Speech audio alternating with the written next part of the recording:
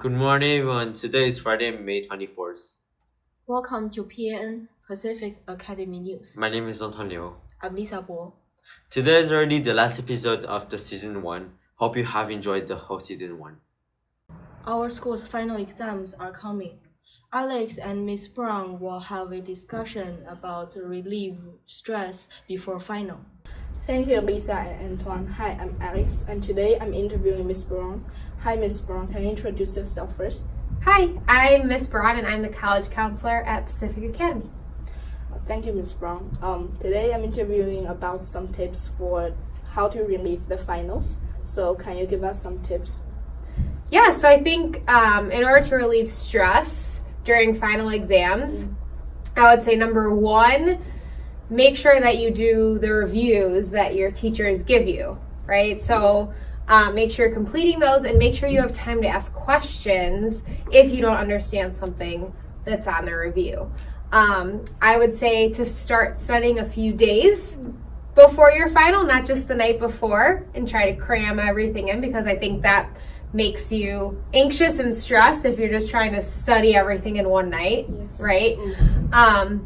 I would also say get good sleep.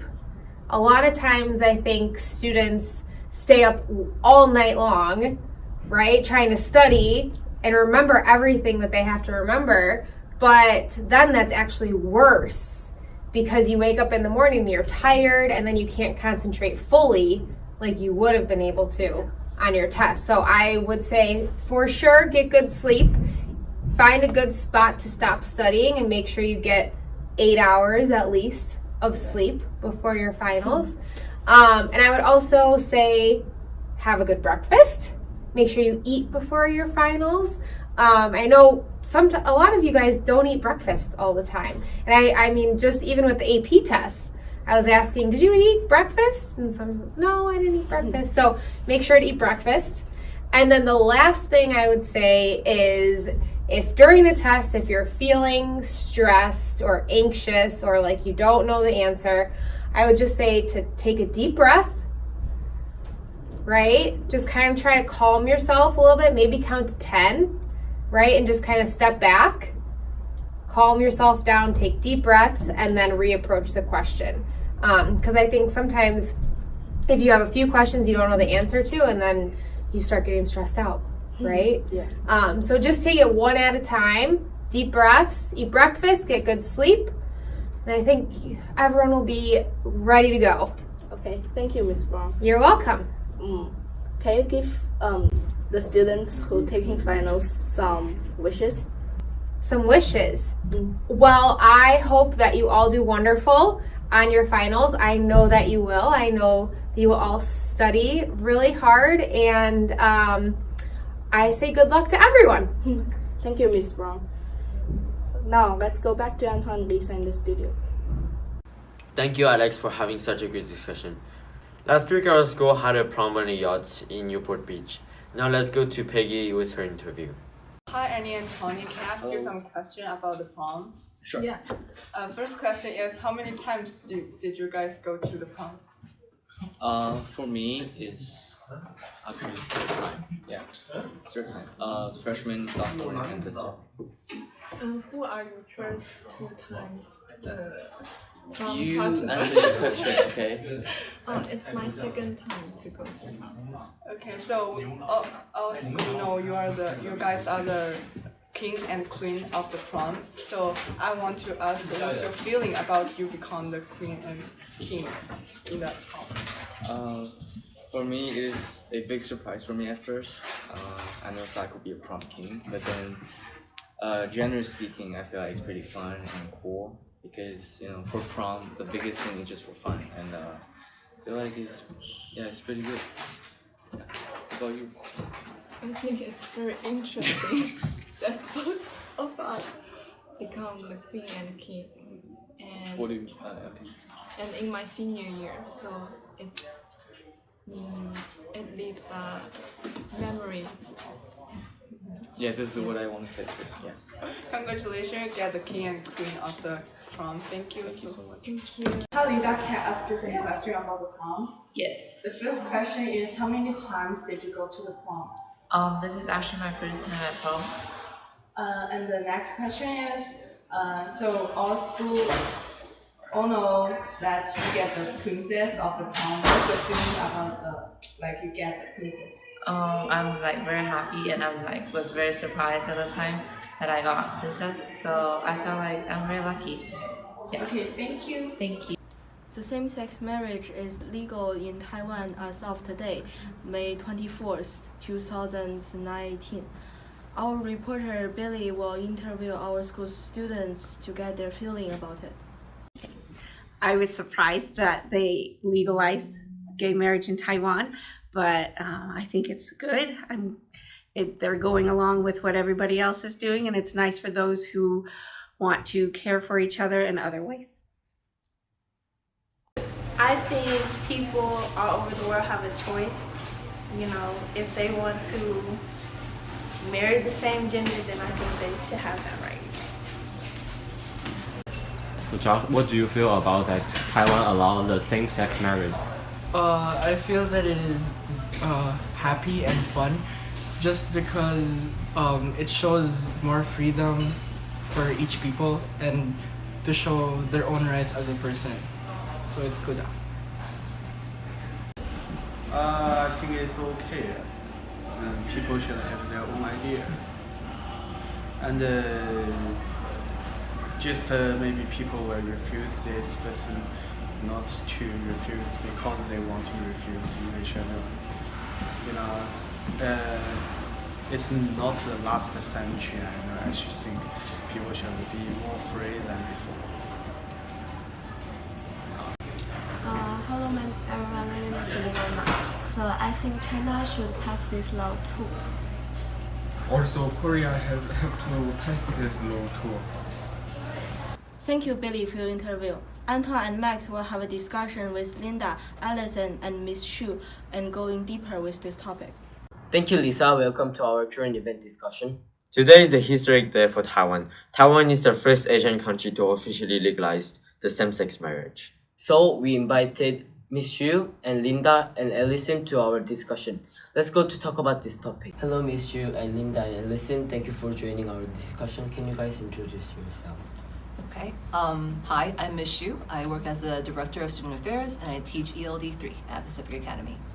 Hi, I'm Linda. I'm a senior at Pacific Academy. Hi, I'm Allison and I'm also a senior at Pacific Academy. Thank you for joining our current event discussion. Exactly today, as you know, Taiwan legalized the same-sex marriage. And Miss Yu might know a lot about the law, so can you explain us more, a little bit more about it? So I've read articles about it and I've talked to maybe a couple of students about it, so I don't think I'm an expert. But I do know that, so I heard so I was born in Taiwan, but I moved here when I was a really young student, or a young kid, and so I'm not really, I don't have any first-hand knowledge, but I read on the article that there's a large gay population in Taiwan, and there was a demand for to legalize same-sex marriage, and that in 2016 maybe they asked for that to happen because it was unconstitutional. What do you guys know about it? Well, I know that Taiwan has been a very strong advocate for LGBTQ rights, and but even though there are a lot of strong supporters of LGBTQ rights in Taiwan, it took a long time for it to finally get legalized. And I think in Asia generally it's very unconventional to even legalize same-sex marriage, because generally Asians are not really supportive of gay marriage. So I think it's a big step towards it's a big change. It was really surprising actually, just because I thought that sexuality was a sensitive topic that wasn't really talked about publicly and not formally. Yeah. And so I was really surprised by the law passing. So Ms. Chu, you say there was a big difference between the generations, and it was true that before the same-sex marriage was forbidden, and our society has evolved, and now some countries allowed the same-sex marriage, but even though the law allowed it, allows it, there will still be some protests because some people won't agree with it, and there will be still some conflicts between the government and some people. Yeah, I think that passing the law, though, it opens up a space so that people can have open conversations about it. And that was actually something that my father and I both agreed on, despite our different opinions. And I thought that was that really surprised me actually in my conversation with him, and so that was really good. Yeah. And I also think that Taiwan, like taking this step, also encourages other countries to possibly follow them, because maybe some people before they were like not comfortable with expressing such unconventional opinions or thoughts, but like now there's like someone with them that then they have legalized same-sex marriage, so they know that they will have support from like some people. And I think like no matter what, there are always going to be people who disagree. Like it's never going to be a unanimous agreement. And like even in America, like it's very divided. Like some, I believe not all states have legalized same-sex marriage, but even the states that did legalize same-sex marriage, there are still people who don't agree with it, and they are like strongly against like the LGBTQ community. Yes. Like for me personally, I consider myself as pretty conservative, so I think like I'm not against like same-sex marriage or like their sexuality. Like I'm trying like to, I guess, keep open, but like I will still feel uncomfortable if like I'm in the same room with them, I guess. But I'm not against them. I support them and like love wins. So yeah, I guess I think there are still a lot of people like just like me who like are trying to accept, and then like they're trying to change their mindset, I guess. Yes. So I think like a lot of my I guess sexuality opinion come from my like Asian background, and so like what do you guys think of how do you think the cultural kind of, I guess, structured your sexuality, or like what do you guys think about same-sex marriage? Okay, I think same-sex marriage is more fair towards people who are having different sexuality than the majority of the other people. And I know some people who are kinda gay, but like they're sometimes trying to hide it because people might say that it is bad and these kind of things. And I think it is fair that and I think it's a big step for Taiwan to be the first Asian country to legalize the same-sex marriage. Actually, in Korea, it's illegal to do same-sex marriage.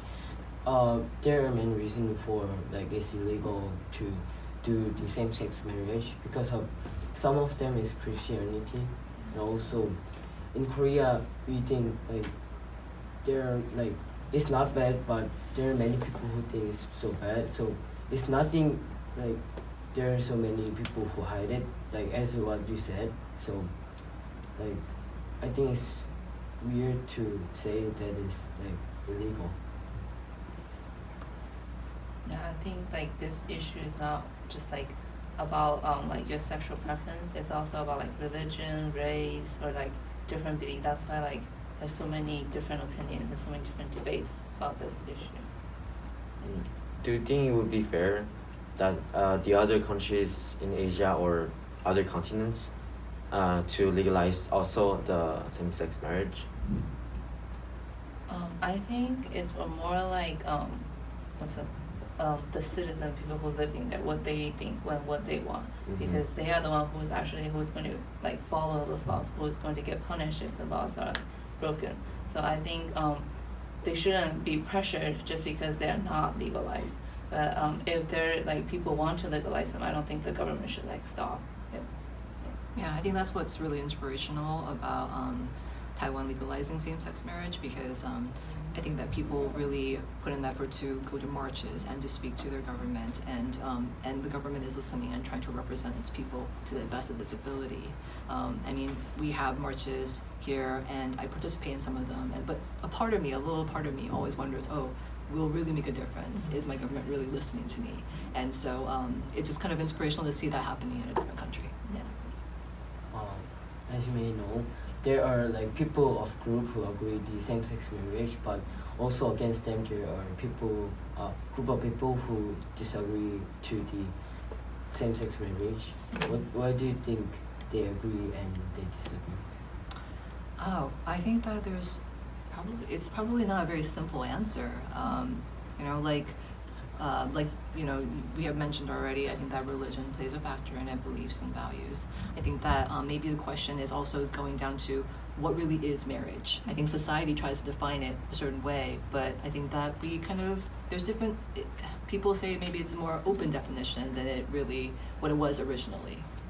And I think also like same-sex marriage is something that's new to the society. So like when people are exposed to new things, they may feel this like natural, something like against feeling, even if they're not actually like against it once they think about or think through the problem.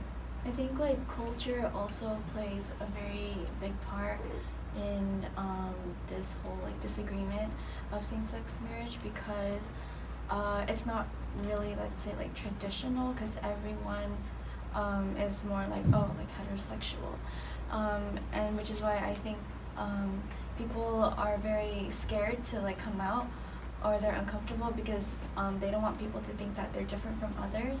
And even people, like, it's difficult for them to come out to their family as well.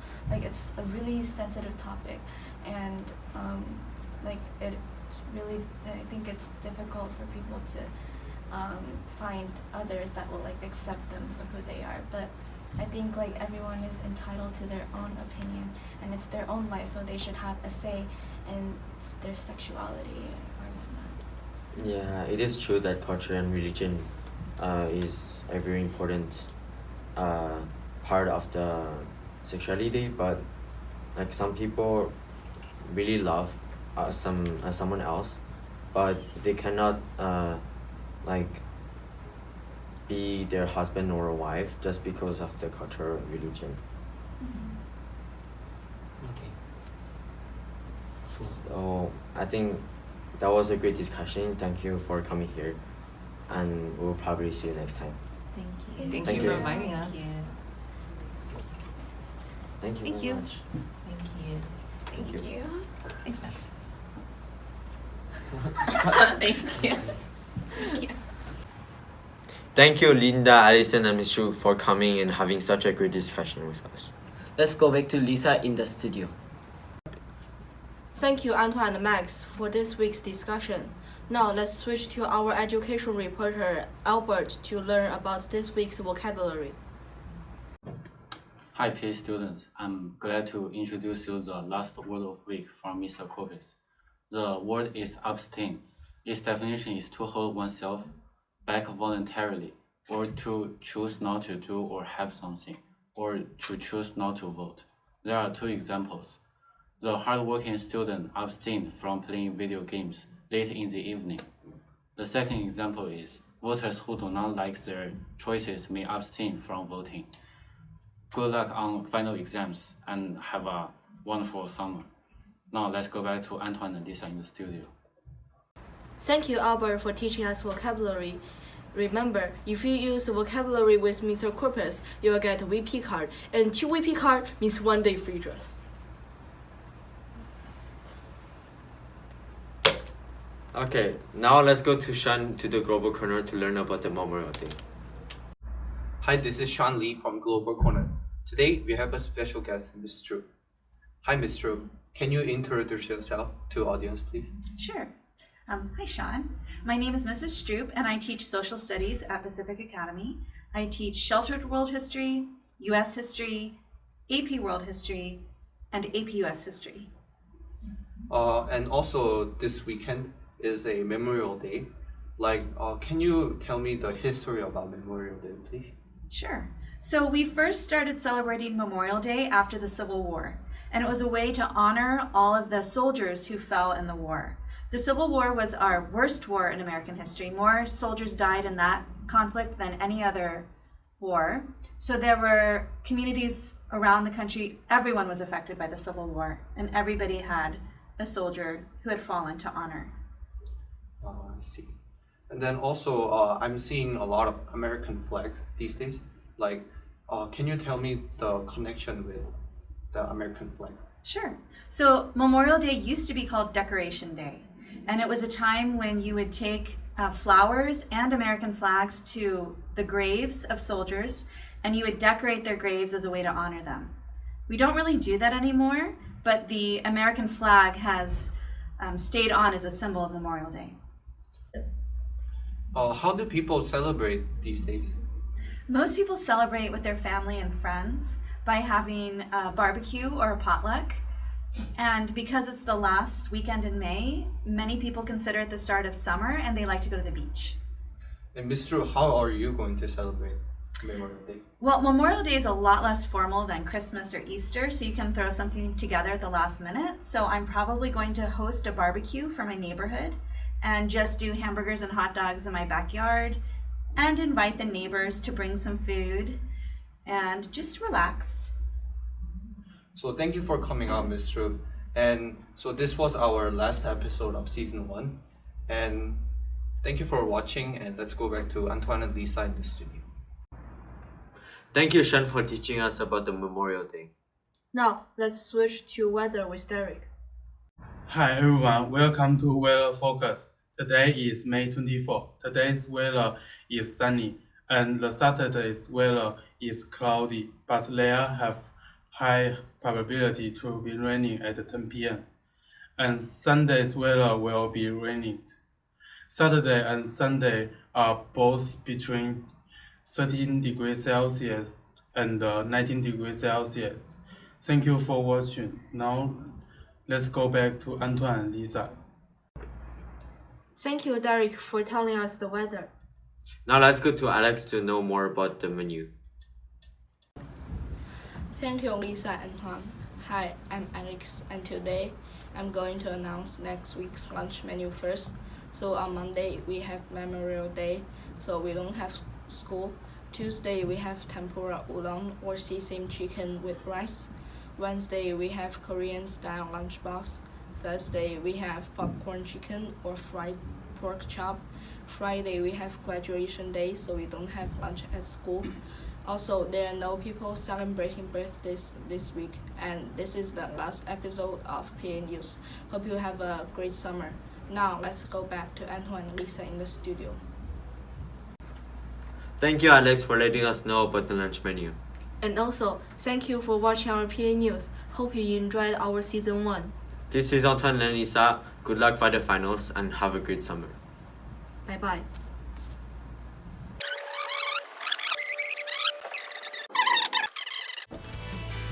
We are the anchors. We are the camera crew. We are producer. I am the director. We are reporters. We are editors. We are the makeup artists. Thank you for supporting us. See you next season. See you next season. Thank you for supporting us. Good luck on finals. Have a great summer.